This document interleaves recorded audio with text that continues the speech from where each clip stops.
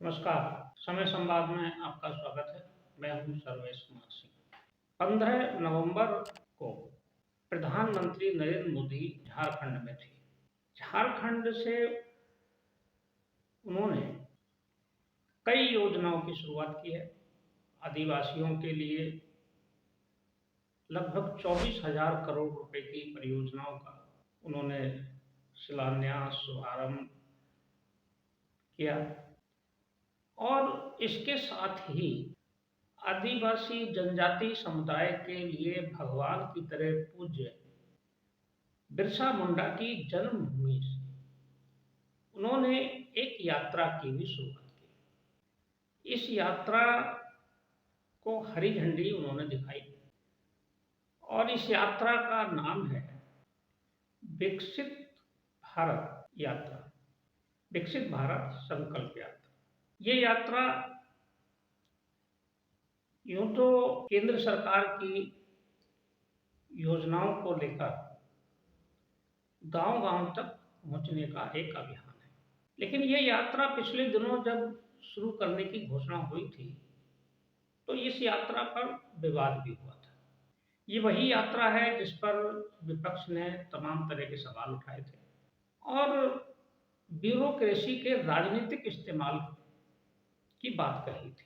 इसको लेकर प्रधानमंत्री नरेंद्र मोदी की सरकार की आलोचना हुई थी, लेकिन ये यात्रा यथार्थ में राजनीतिक यात्रा नहीं है और ये ऐसी यात्रा है कि जो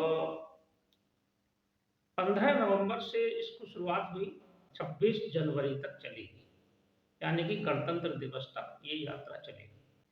यात्रा देश के सभी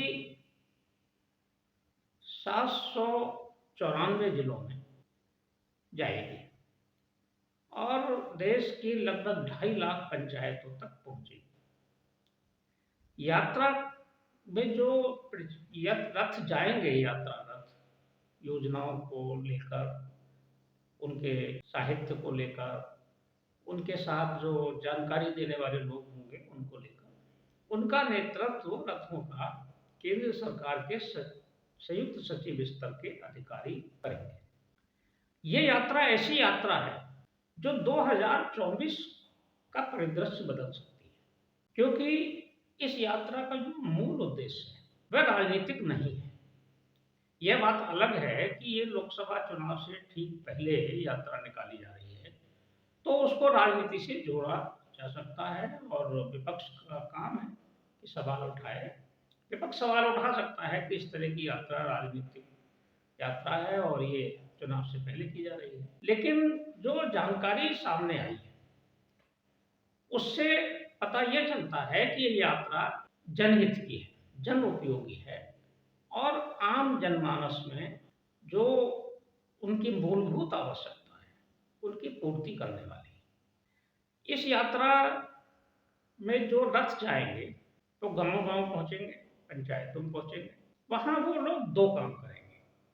पहला काम तो ये कि केंद्र सरकार की जो महत्वाकांक्षी योजनाएं हैं और जन उपयोगी योजनाएं हैं, आम आदमी को जो प्रभावित जिन्होंने किया है या जो कर सकती हैं, उन योजनाओं की जानकारी संकलित की जाएगी कि वे योजनाएं वास्तव में लाभार्थी तक पहुंची हैं कि नहीं पहुंची, और अगर पहुंची हैं तो किस रूप में पहुंची हैं, क्या वो समुचित रूप से लाभार्थी तक पहुंच गई है।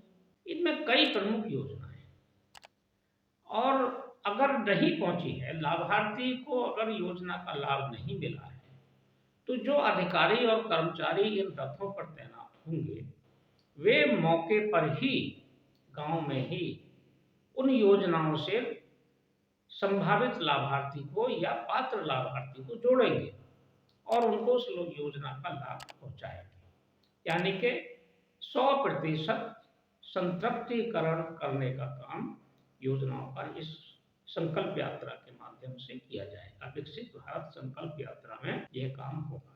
योजनाएं क्या हैं?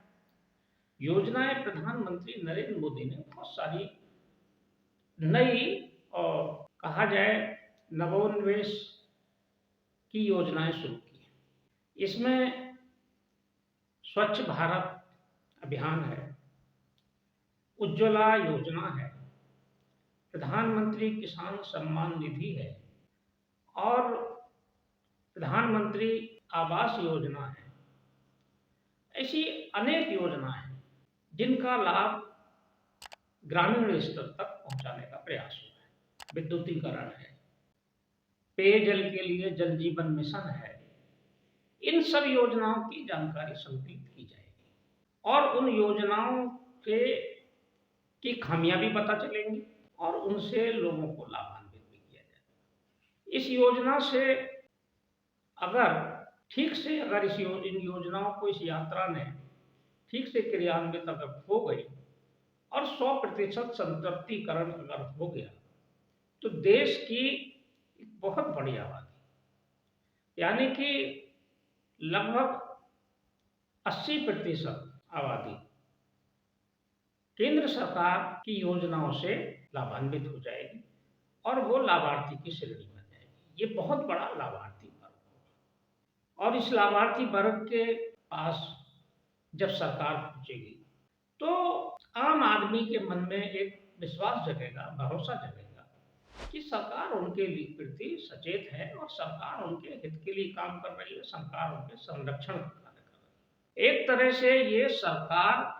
जनता के द्वार पहुंच रही है और ये बहुत महत्वाकांक्षी योजना है और बड़ी सोच समझकर और बड़ी प्लानिंग के साथ ये सरकार ने इसको बनाया है। और अधिकारी इसमें कहीं भी इस योजना की खास बात एक और है कि इसमें कहीं भी पॉलिटिकल पार्टी का कोई इन्वॉल्वमेंट नहीं है। पहले सवाल उठ रहे थे कि भाई संकल्प यात्रा अगर निकाल रहे हैं, विकसित भारत संकल्प अभियान अगर है या यात्रा है तो उसे भारतीय जनता पार्टी के कार्यकर्ता चलाते हैं, उसको ले जाते हैं, लेकिन सरकार ने ये विशुद्ध सरकारी अभियान है और सरकार ने पॉलिटिकल पार्टी को इससे बिल्कुल अलग रखा है। केवल सरकारी मशीनरी इसमें जुटेगी, वो अपने स्तर से जाएंगे, अपने स्तर से जानकारी जुटाएंगे, बगैर ये देखे कि जो लाभार्थी है वो किस दल की विचारधारा का है, इससे कोई मतलब नहीं, वो किस जाति का है कोई मतलब नहीं, किसी धर्म का है कोई मतलब नहीं, लेकिन वो लाभार्थी है। प्रत्येक लाभार्थी तक सरकार की योजना का लाभ पहुंचे, ये इसका लक्ष्य है और ये योजना आने वाले चुनाव पर असर जरूर डालेगी। 2024 का जब चुनाव होगा, यानी कि ये 26 जनवरी तक चलना है अभियान, उसके बाद चुनावी माहौल पूरी तरह से गर्मा चुका होगा तो देश में इसका असर जरूर होगा। ये प्रधानमंत्री नरेंद्र मोदी की दूरदृष्टि का ही प्रतिफल होगा कि उन्होंने हर आदमी तक जो योजना उन्होंने लागू की वो पहुंची कि नहीं पहुंची उसकी खैर खबर लेने का उन्होंने एक अभियान शुरू कर दिया और ये व्यवस्थित अभियान है और ये सरकारी स्तर पर हो रहा है, अपनी मशीनरी से हो रहा है। तो उसका जो फीडबैक आएगा और उसके जो परिणाम आएंगे वो बहुत आशान्वित होंगे। कुल मिलाकर लाभ तो जनता का ही होगा।